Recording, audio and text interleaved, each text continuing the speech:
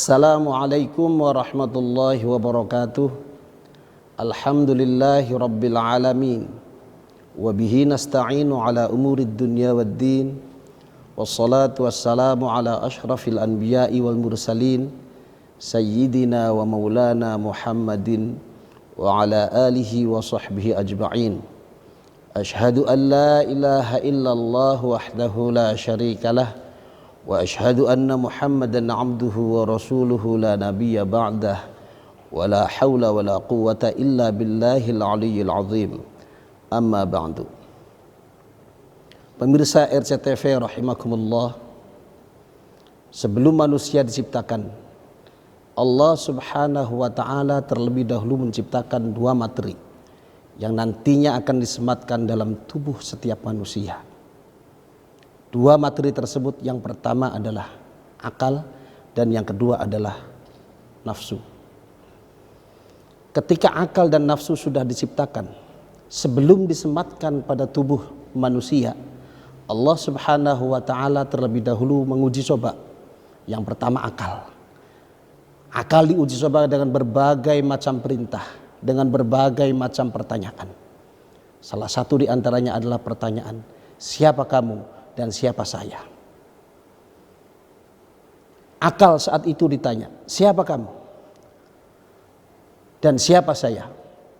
Akal menjawab, aku adalah hambamu dan engkau adalah Tuhanku. Setelah Allah Subhanahu wa taala memberikan beberapa pertanyaan, Allah Subhanahu wa taala memberikan perintah-perintah.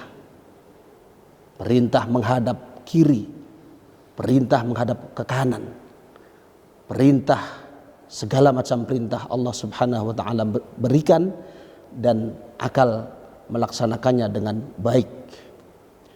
Uji coba terhadap akal berjalan dengan lancar dan siap disematkan pada tubuh setiap manusia.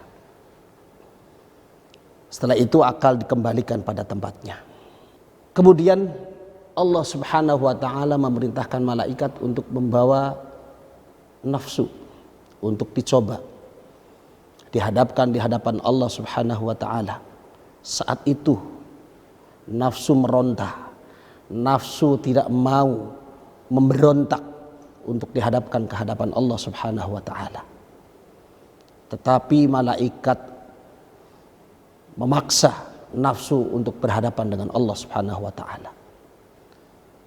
Dalam uji coba tersebut banyak kendala yang dilakukan, banyak kendala yang terjadi. Allah Subhanahu wa taala memberikan pertanyaan-pertanyaan, dijawab dengan angkuh, dengan sombong. Pertanyaan pertama Allah Subhanahu wa taala sama dengan apa yang ditanyakan kepada akal, siapa kamu dan siapa saya?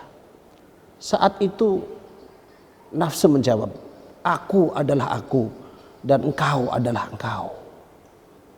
Apa urusannya? Aku tidak punya urusan dengan engkau. Itu yang dilakukan, yang dikatakan oleh nafsu.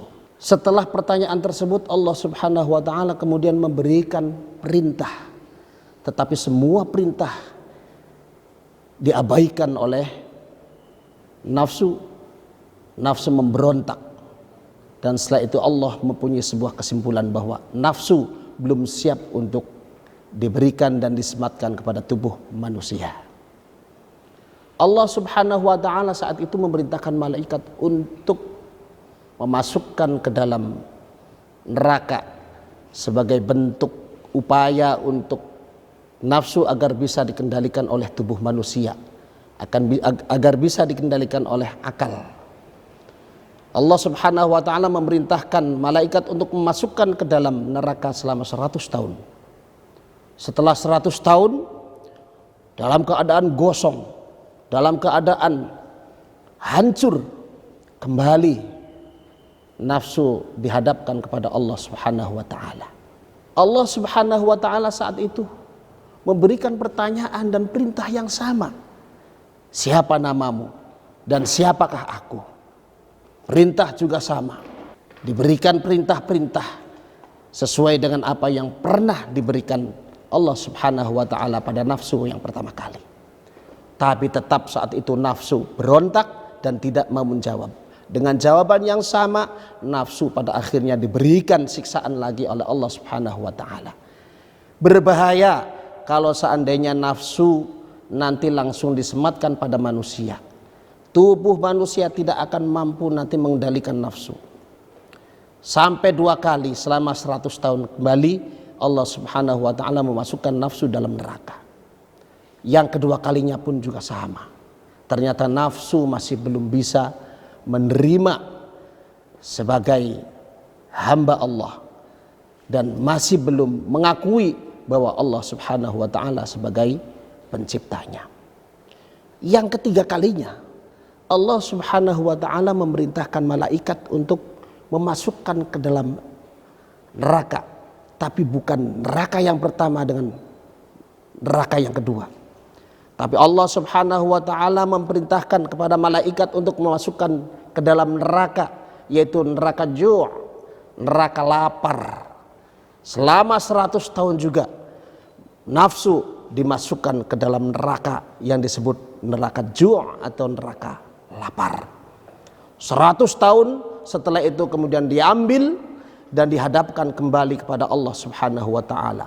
Saat itu juga nafsu ternyata baru mengakui bahwa dia adalah hamba Allah Subhanahu wa taala dan Allah adalah penciptanya. Tapi perlu diketahui, meskipun setelah 300 tahun nafsu dimasukkan ke dalam neraka, tetap kita semuanya diwajibkan untuk melakukan puasa sebagai pengendali hawa nafsu kita agar hawa nafsu kita bisa terkendali.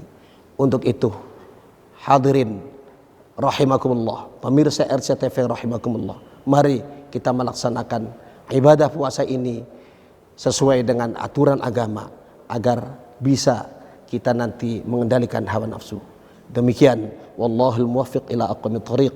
Wassalamualaikum warahmatullahi wabarakatuh. Acara ini dipersembahkan oleh